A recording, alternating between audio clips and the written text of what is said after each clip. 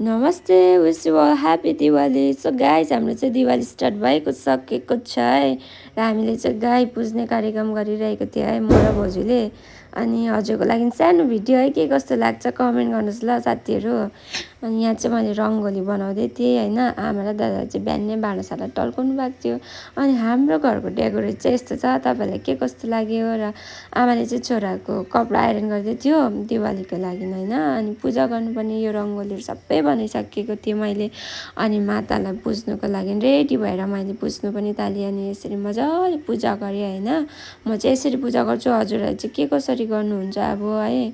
अनि रङ्गोलीहरू मजाले बनाइसकेको थिएँ। अनि यसरी मजाले पूजा गरेँ है। र त्यसको बाद फेरि मेरो दादाले पनि पूजा गर्नुभयो र मेरो बाबा पनि हुनुहुन्थ्यो साथसाथमा, बाबाले पनि पूजा गर्नुभयो। र यसरी नै हामीले एकदम खुसी साथ मनायो योपालि चाहिँ दिवाली।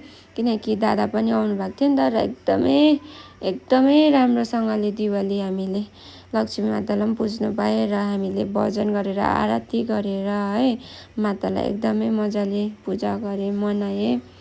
र यसरी हामीले योपालिको दिवाली सेलिब्रेट गरेँ है।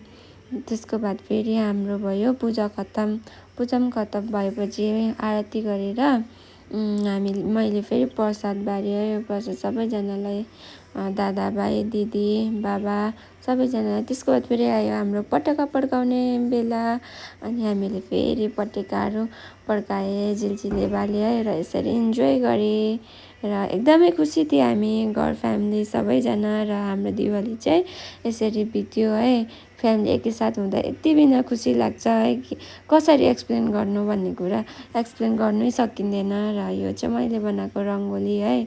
यहाँ चाहिँ हामी भैलेनी खेलेको सुन्नुहोस् ल। के कस्तो लाग्यो भिडियो हजुरहरूलाई।